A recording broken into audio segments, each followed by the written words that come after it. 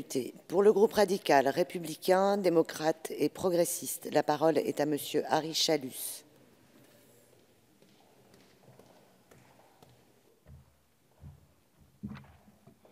Merci, Madame la Présidente, Monsieur le Ministre.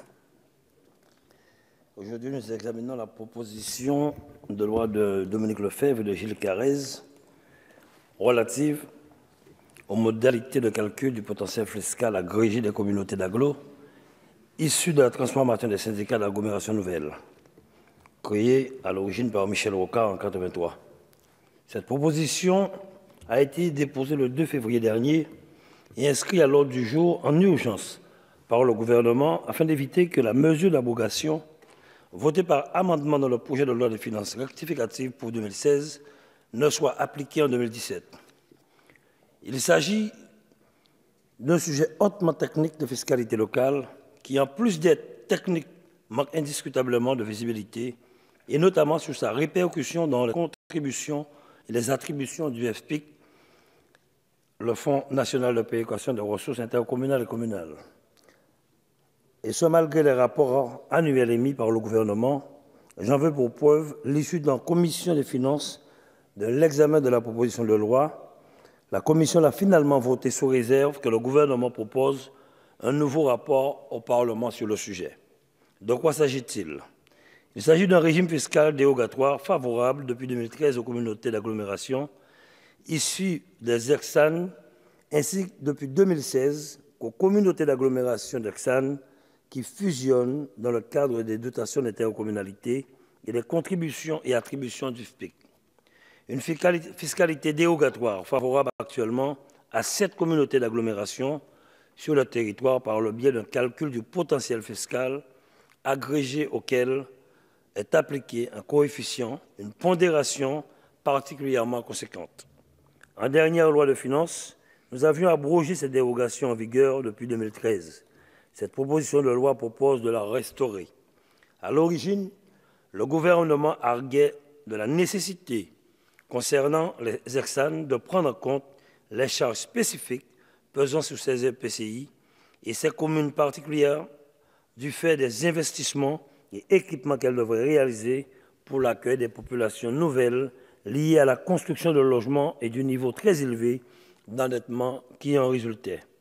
Cette pondération issue au départ des dispositions de la loi de finances 2013 a pu par exemple atteindre jusqu'à 0,55 l'année dernière, ce qui est considérable puisque dans certains cas, le potentiel fiscal a pu se révéler finalement négatif sur les territoires fiscalement dynamiques. En effet, les communautés d'agglomération issues des ERCSAN ou dans le cadre de fusion depuis 2016, dans le cadre du calcul de la dotation d'intercommunalité et surtout du calcul du FPIC, bénéficient d'une pondération par le rapport entre les bases brutes par habitant de cotisations foncières des entreprises et des communautés d'agglomération, la somme de base brute par habitant de la CFE, des syndicats d'agglomération nouvelle et de ceux d'entre eux qui se sont transformés en communautés d'agglomération sous réserve que ce rapport soit inférieur à 1. Ce qui aboutit à de moindres participations des FPIC de plusieurs millions d'euros pour ces ERCSAN. Je prends l'exemple de la communauté d'agglomération d'Evry au sein du Grand Paris, Sud-Seine, Sénart. En 2012, avant donc la réforme du projet de loi de finances 2013, le solde du FPIC d'Evry était de moins 700 000 euros. Elle était donc contributrice au titre de sa fiscalité locale dynamique pour nous retrouver 2 ans plus tard, en 2015, à un solde positif de plus de 2,6 millions d'euros au titre du même FPIC grâce à cette dérogation. Or, comme l'a rappelé notre collègue et rapporteur spécial de la mission Relations avec les collectivités, Christine Pires-Beaume, le FPIC doit comparer et péréquer entre eux des territoires du pays et non péréquer des agglomérations entre elles, qui plus est en fonction du statut, car ce qui n'est pas payé par un territoire dans le cas du FPIC le sera par l'autre. Si cette replète dérogation peut trouver encore justification, éventuellement quant au calcul de la dotation d'intercommunalité, du fait en effet des forts niveaux d'endettement issus de l'ex-régime des SAN, la question du FPIC incluse dans l'amendement de Christine Pires-Beaume reste totalement pertinente à ce stade, en dépit des montants indiqués dans l'exposé des motifs de la présente proposition de loi. Il ne s'agit pas de pointer la perte du FPIC pour les communautés d'agglomération favorisées depuis 4 ans, mais de pointer les sommes quasi trop perçues comparativement aux autres territoires, et notamment ruraux, depuis quelque temps. Il ne faudrait pas inverser intellectuellement le problème. De plus, nous sommes dans le contexte de la nouvelle carte intercommunale qui présente, depuis le 1er janvier, près de 40% de PIC de PCI, en moins sur l'ensemble du territoire, soit 1263 PCI au lieu de 2062.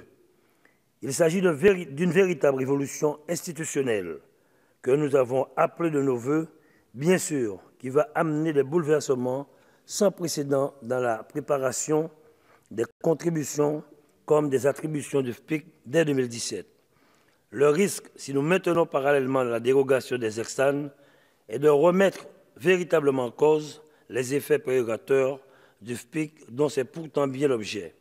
La montée en puissance prévue par le FPIC doit le conduire à 2% de ressources intercommunales et communales. Or, cela concerne les collectivités qui présentent un potentiel financier supérieur à 0,9 fois le potentiel financier agrégé par habitant moyen constaté au niveau national. Les effets de la dérogation des externes vont donc se décupler au détriment de territoires qui ne sont pas des communautés d'externes, puisqu'avec l'élargissement des SDCI, les schémas départementaux de coopération intercommunale, une baisse des territoires contributeurs va être constatée, couplée à une hausse de territoires bénéficiaires.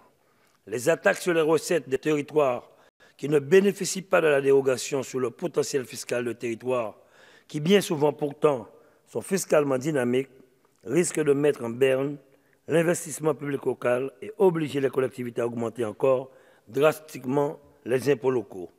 Il faut enfin prendre garde, en maintenant le dispositif, de ne pas courir le risque de faire disparaître le FPIC et donc la péréquation.